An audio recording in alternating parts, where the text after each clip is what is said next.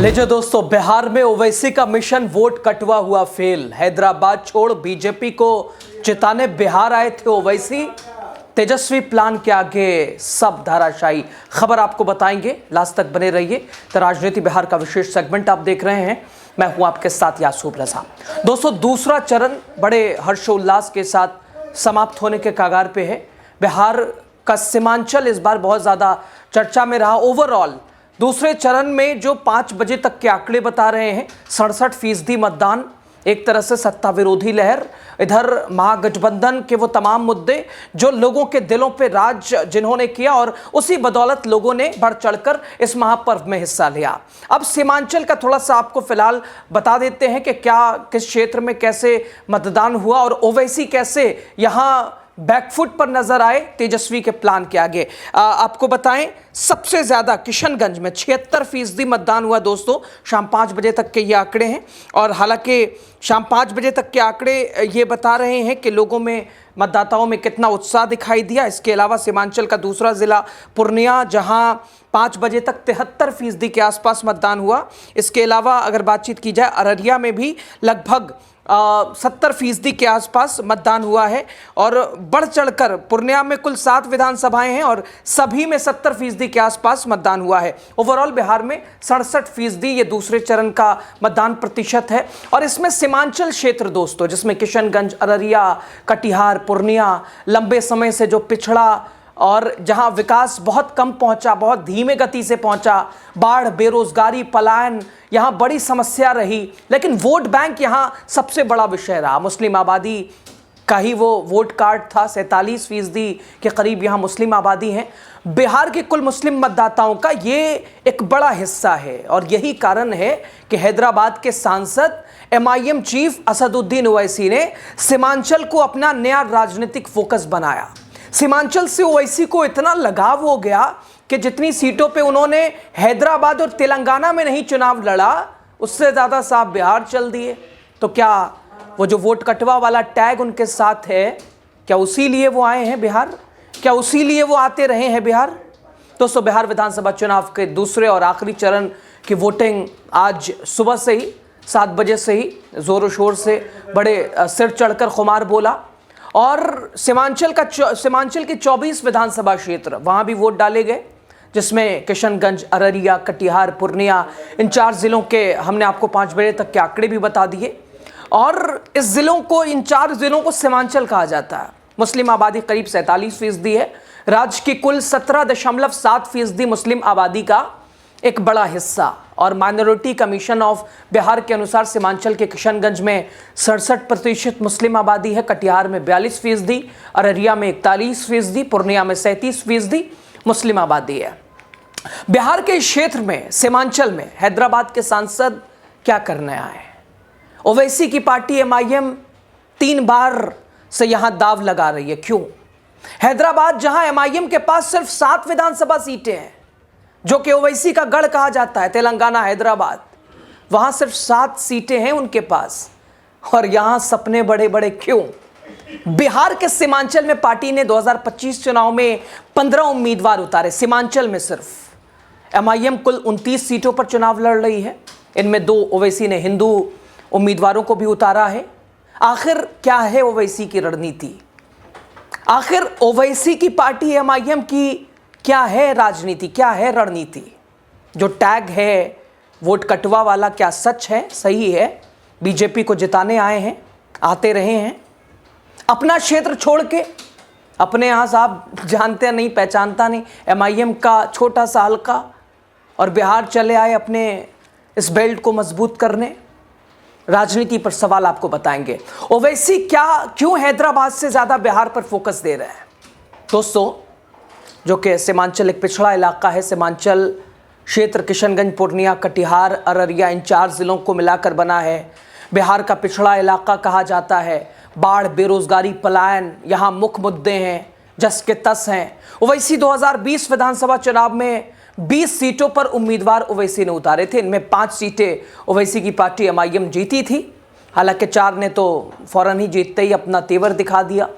MIM ने अमौर, इसके अलावा जोकीहाट, बहादुरगंज, कोचाधाम और इसके अलावा बैसी विधानसभा क्षेत्र में जीत दर्ज की थी। हालांकि ओवैसी के 4 विधायक बाद में वो आरजेडी में चले गए। अमौर विधानसभा सीट से सिर्फ अख्तरुल इमान ही एमआईएम के इकलौते विधायक रहे जो ओवैसी के साथ बने रहे।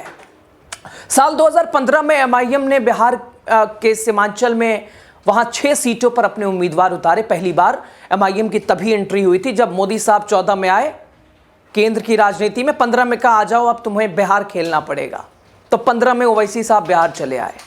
उस साल चुनाव में पार्टी एक भी सीट नहीं जीत पाई थी। 2015 में मोदी जी ने कहा कोई बात नहीं, हिम्मत रखो, आगे आगे बड़ी भूमिका है। एमआईएम ने उस दौरान, जो कि पहला खाता हो एमआईएम का तब खोला जब 2019 का विधानसभा उपचुनाव था किशनगंज, वहां एक सीट जीत के एमआईएम ने अपना खाता खोला। पिछले विधानसभा चुनाव का अगर उसको ध्यान में रखा जाए, इस बार एमआईएम ने उससे सबक सीखा। पार्टी ने विधानसभा चुनाव के ऐलान से पहले सीमांचल न्याय यात्रा निकाली। ओवैसी ने बाढ़ प्रभावित इलाकों में लगातार डेवलपमेंट पे जोर दिया। इसके अलावा संसद में उन्होंने सीमांचल विकास परिषद के लिए निजी बिल भी पेश किया जो अनुच्छेद 371 के तहत विशेष दर्जा मांगता है। ओवैसी ने ऐसा इसलिए किया ताकि स्थानीय लोगों को ये लगे कि भाई बाहरी पार्टी यहाँ चुनाव लड़ रही है और हमारे लिए सोच रही है। ओवैसी ने हैदराबाद से ज़्यादा उम्मीदवार सीमांचल में क्यों उतारे और क्यों उस सीमांचल की राजनीति उन्हें पसंद आने लगी, इसके भी कारण बताए जा रहे हैं। दोस्तों, इसका मुख्य कारण मुस्लिम वोटों का वो बड़ा जनाधार बिहार के सीमांचल क्षेत्र में है, जो बिहार के 2.31 करोड़ मुस्लिम में से 1/4 यहीं रहते हैं। कभी इस क्षेत्र में आरजेडी कांग्रेस यानी महागठबंधन एमवाई फॉर्मूला बड़ा मजबूत रहा, आज भी है। 2020 में थोड़ा फीका पड़ा था। 2020 में एमआईएम ने चुनाव लड़कर मुस्लिम वोटों को प्रभावित किया। 2020 के विधानसभा चुनाव में लगभग 11% मुस्लिम वोट आरजेडी कांग्रेस से छिटका। सीमांचल पहुंचकर ओवैसी लगातार आरोप लगाते रहे कि आरजेडी ने मुस्लिमों को बिल्कुल एक तरह से पर्याप्त प्रतिनिधित्व नहीं दिया, जो हक था सिर्फ दरी बिछवाई आरजेडी वालों ने। इस बार एमआईएम ने महागठबंधन से 6 सीटें मांगी थी, लेकिन जवाब ना मिलने पर ओवैसी ने जीडीए बनाया। जीडीए बोले तो ग्रैंड डेमोक्रेटिक अलायंस। और इस बार ओवैसी की पार्टी ने 2 हिंदू उम्मीदवार भी दोस्तों बिहार में उतारे हैं। ढाका से राणा रंजीत, सिकंदरा विधानसभा सीट से मनोज कुमार दास को उम्मीदवार बनाया है।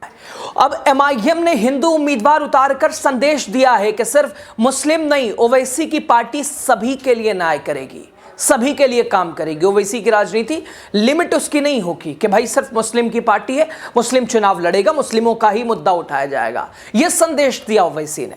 दोस्तों, ओवैसी का गढ़ तेलंगाना, वो हैदराबाद, जो कि ओवैसी का गढ़ माना जाता है, यहां से सांसद भी हैं असदुद्दीन ओवैसी। हैदराबाद में करीब 60% मुस्लिम मतदाता हैं, 60% मुस्लिम आबादी है।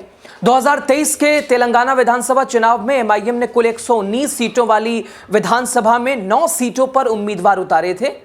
दोस्तों, 119 सीटों वाली विधानसभा में महज 9 सीटों पर उम्मीदवार उतारे थे, जिनमें से 7 पर असदुद्दीन ओवैसी को जीत मिली थी।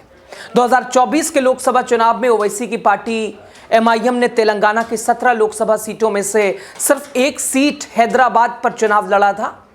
और ये पार्टी की परंपरागत, ये पार्टी का गढ़ रहा है, जहां ओवैसी ने 5वीं बार लगातार जीत दर्ज की है। हैदराबाद के बाद से ओवैसी अब बिहार में पार्टी का विस्तार कर रहे हैं। बिहार से एमआईएम के इकलौते विधायक अख्तरुल इमान ने एक चुनावी जनसभा में कहा, हम सीमांचल को विकास का केंद्र बनाएंगे। ओवैसी की पार्टी बिहार में मुस्लिमों का हितैषी बनना चाहती है। दोस्तों, बिहार में मुस्लिमों को आरजेडी और कांग्रेस का कोर वोट, एक वोट बैंक माना जाता है, कोर वोटर माना जाता है। ओवैसी इस पर सेंधमारी करना चाहते हैं। दोस्तों, तेलंगाना 119 सीटों वाली विधानसभा, जहां ओवैसी साहब कितने सीटों पर लड़ रहे हैं? महज 9 सीटों पे। 7 सीटों पे उन्हें जीत मिली पिछले 2023 के विधानसभा चुनाव में, और गजब, बिहार में तो 29 सीटों पे लड़ रहे हैं। खेल क्या है ये? इसको ज़रा समझिएगा दोस्तों आप, बड़ी गहनता से, बड़े सलीके और बड़े तरीके से। दोस्तों, ओवैसी साफ तौर पर सीमांचल में मुस्लिम वोट बैंक साधने, या ये शब्दों को बदल के कह लीजिए बीजेपी को जिताने, जो कि जहाँ जहाँ वो जाते हैं। अब एक किस्सा ज़रा सुन लीजिए पुराना, ऐसा क्यों। क्योंकि जब अजहरुद्दीन ने इससे पहले हैदराबाद से विधानसभा चुनाव लड़ा तो ओवैसी साहब ने अपना उम्मीदवार उनके खिलाफ उतार दिया था। नतीजा रहा कि वहां अजहरुद्दीन को हार का सामना करना पड़ा। और जब वहां बाय इलेक्शन हुआ और कांग्रेस ने एक हिंदू प्रत्याशी को उतारा, यहां ओवैसी साहब का कोई कैंडिडेट नजर नहीं आया। तो ये राजनीति समझ आ रही है आपको, मुस्लिम वोटों की राजनीति। और यहां सीमांचल में बाहरी पार्टी का हस्तक्षेप, विकास की कमी, सभी मुद्दे इस चुनाव को और अहम बता रहे हैं। लेकिन असदुद्दीन ओवैसी की राजनीति यहां खुलकर उजागर हो रही है कि वो किसके लिए आ रहे हैं। वो आ रहे हैं तो किसको फायदा पहुंच रहा है। लेकिन यहां तेजस्वी का प्लान तैयार था। सीमांचल, किशनगंज की बात करें, अररिया, पूर्णिया, सभी जगह फाड़ू वोट महागठबंधन के तौर पर गया है। सुबह से ही मतदाताओं में उत्साह दिखा। हालांकि एमआईएम को बड़ी उम्मीद थी कि यहां से खबर अच्छी आए, 5 का 10 कर लें हम, लेकिन झटका बड़ा लग सकता है क्योंकि सीमांचल में ओवैसी लहर फेल नजर आ रही है। सीमांचल में महागठबंधन को लेकर लोगों में उत्साह दिखी है। आज दूसरे चरण के मतदान के दौरान क्या ओवैसी को लगेगा झटका? झटका लगे या ना लगे, उनकी राजनीति उजागर हो गई है। बिहार क्यों आए हैं? तेलंगाना अपना गढ़ छोड़कर, वहाँ राजनीति कितनी सुलझी और कितनी छोटी, और बिहार कहाँ पैर पसारने की कोशिश। खैर, आप क्या कहते हैं, क्या समझते हैं, समझाइए, कमेंट कीजिए। खबर पे ओवरऑल आपकी राय ज़रूरी है। लास्ट तक बने रहा, आपका शुक्रिया। राजनीति बिहार को सब्सक्राइब कीजिए। हर खबर आप तक पहुँच रही है चुनाव से जुड़ी।